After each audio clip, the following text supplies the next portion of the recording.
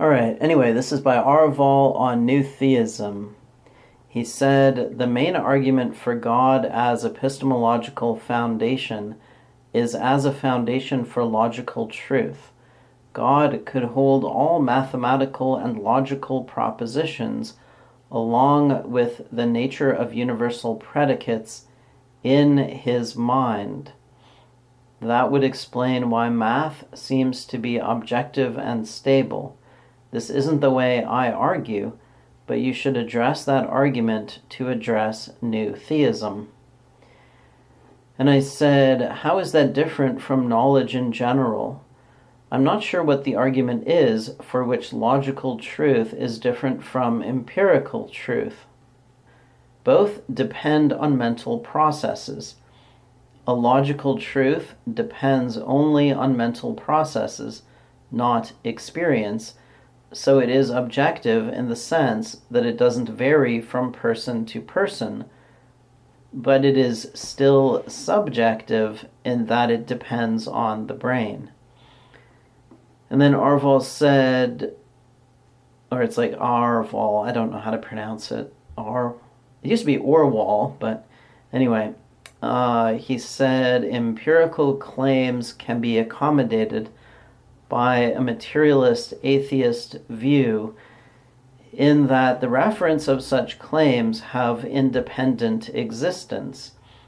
But logical claims don't seem to have that advantage, as you hold, as most nominalists/atheists/materialists also hold.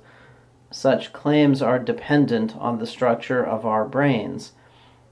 But then that runs into awkward entailments, e.g., if all brains and computers ceased to exist, then modus ponens and the commutative property would also cease to exist. If logical and mathematical propositions don't have existence beyond our brains, then did it only become true that 7 is a prime number when mathematicians first thought about it? I mean, the answer to that is kind of yes and kind of no, and so I have a fairly long comment in which I try to explain that. I mean, it's not like, okay, well, I'll read my comment and then maybe I'll expand on it. It should be clear from what I say in here. I said, mathematical theorems don't exist in the same way that a tree exists. They exist within mathematics. So the way a tree exists in the world, right, in objective reality. A mathematical theorem does not exist in objective reality. It exists within the system of mathematics, which is something that we created. Humans invented mathematics as a way of reasoning about quantities. 7 is a prime number, only has meaning within that system, just as the word frog only has meaning within a language. Mathematics is less arbitrary than language because it is based only on innate mental properties, but it's still a human invention. We developed an explicit version of what our brains do subconsciously, and that allowed us to expand our mental abilities beyond the limits of our brains.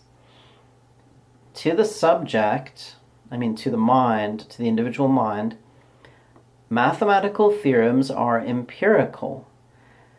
You have to empirically discover and prove them to yourself. E.g., you might wonder if 7 is prime, and then try to divide it by every smaller number to convince yourself that it is prime. When a mathematician discovers a new theorem, he checks and rechecks his proof to increase his inductive confidence in it. Even so, mistakes can happen. In relation to mathematics, a theorem is a deductive truth, but to the mathematician, it is an inductive truth. He acquires it from experience, and it is dubitable. All knowledge that you can put into words is inductive. So even the theorems of mathematics or whatever, or geometric, theorems, those are actually inductive to the individuals who have them in their heads. Okay? Within that formal system, they are deductive in that they follow from the axioms of the system. But you have to learn the system, and then you have to apply the system, and those things are empirical, and you're fallible. So to you, the theorems of geometry or mathematics are empirical and dubitable, right? You might get it wrong. You might think, oh, I thought that 471 was prime, and then I discovered it wasn't prime. Right? I don't know whether 471 is prime or not right now. It could be, it might not be. I would have to run a little program. I could write a little computer program to test it, see if it's a prime number, and then it sounds prime, feels prime, but maybe it's not prime. I don't know. All right. I said, without brains, there would be no claims of any kind, and there would be no truth or falsity. I think this is another thing that people don't understand, that truth and falsity only exist, as relations between a subject and objective reality. They are judgments. Truth doesn't exist without a judger. Just like experience doesn't exist without an experiencer. All right, anyway, back to what I was saying. I said without brains, there would be no claims of any kind, and there would be no truth or falsity. Mathematics would cease to exist in a sense, although the potential to invent it would still exist if brains evolved.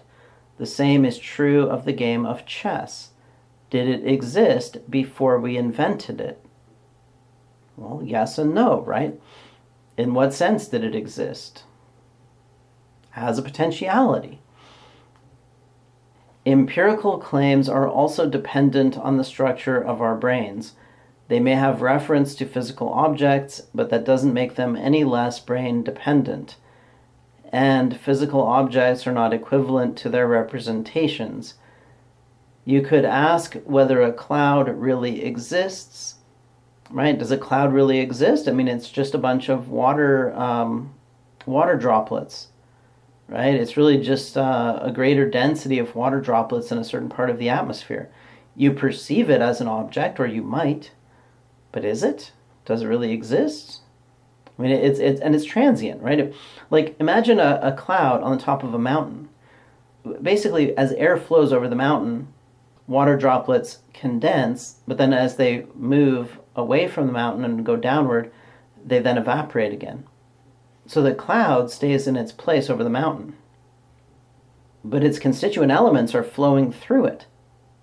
Like, water vapor enters it, turns into droplets, the droplets travel through it, they leave it, and then they evaporate. So what does it consist of, right? Is it really an object? You perceive it as an object. Does it really exist? I mean, the point is that the representation is not the reality. You could ask whether the Earth really goes around the sun. I mean, the actual motions of the Earth and the sun and the galaxy and all, if you take them all into account, it doesn't match the model that we usually use, which is the sun in the middle and the Earth going around it in a circle. Approximately a circle. In fact, because the sun is moving through the Milky Way, it's more of a spiral. But then it just depends on how you look at it. It's a way of looking at it, right? From our perspective, the model of the circle or ellipse is perfectly adequate for our purposes, because we don't really care about our motion within the Milky Way galaxy. And then we don't really care about the motion of the Milky Way galaxy. But you could come up with other representations. So is it true that the Earth goes around the sun? Is that a true statement or a false statement? And you can go further. You could say, what about the Ptolemaic model of the solar system with all the little epicycles? The planets moving backward and forward, going in circles within circles and all this stuff. It was invented to explain retrograde motion and also to maintain a geocentric model and other sort of commitments like, well, I don't want to get into it, but, it had certain ideological commitments, you could say, a certain amount of cultural inertia. Of course, it also fits common sense because you see the sun moving and you don't see the earth moving, so of course you think it's the sun moving, not the earth, right? Well, really the earth is rotating. We believe that now. But was the Ptolemaic model of the solar system true? It worked reasonably well to predict the positions of the planets, the positions of the sun, the moon, in the sky. Did it refer to something? Did it have a referent with an independent existence? Were there real epicycles? I mean, I don't think so. I mean, but what does it? The point is, what does it really mean for something to have a referent? It did refer to planets in motion, but they weren't. Their motions were not the motions in the Ptolemaic model, or at least we have a better model now. And again, the point is that the representation is not the reality. All right, so I said, so the distinction between empirical and logical truths is somewhat bogus. It is based on a flawed theory of knowledge, which assumes something like naive realism for empirical truths and something like idealism for logical truths. All right, so naive realism is the idea that basically that what we believe corresponds to reality. That you sort of see the actual tree. You're not aware of a model or a representation of the tree. It just ignores the distinction between representation and reality and what that implies about knowledge and the relation between the subject and the object. It just ignores all that. And then idealism also kind of ignores that because it assumes that logical truths exist out there somewhere, like in the Platonic realm or something. And then I said, knowledge is explicable without the notion of God. Our ability to invent and use formal systems is explicable without the notion of God. So is our ability to invent other representational systems, such as rights and obligations, money, language, etc. Right? Like we can invent the game of chess, and now all of a sudden, once we've invented it, there's this huge space of possibilities within that system that we can explore, a huge space of possible games, right? We created that space by defining that space. All right, then Aarvoll replied, when you say that the potential for math could exist without brains, are you saying that statements such as, if human beings evolved in universe X, they would identify 7 as a prime number, are true, and if they evolved in universe X, they'd identify 6 as a prime, are false? Because then all specific mathematical claims would still either be true or false in potentia. So he did not get the point, right? Anyway, all right, I'll just keep reading what he said. He said, none of those potential mathematical truths are subject to change, right? If that's the case, then before brains evolved, how did the potential for logical thought subsist? For that matter, how does any potential property have true potential rather than false potential? How does the universe store information about its possible future states? If it doesn't, then we couldn't say that 7 would inevitably have been considered a prime number by any math-capable species, and mathematical truths would seem to spring out of the ether at the exact moment we first contemplate them. So the error there is, like, again, thinking of them as objects rather than as well, first of all, as objects, and secondly, as not part of a system. All right, so I responded, I said, no, I'm not saying that. I'm saying that mathematics is a human creation. Mathematical claims are true or false within the language of mathematics, just as English sentences are grammatical or ungrammatical within the English language. Suppose all humans died tomorrow. Would "there is milk in the fridge" still be a grammatical sentence in English? Sure, even if no brain existed to interpret the sentence. Likewise, for 6 is not a prime number. it would still be true within mathematics, even if no brain existed that knew mathematics. The key part is within mathematics. 6 is not a prime number, has no meaning outside mathematics, just as there is milk in the fridge has no meaning outside English.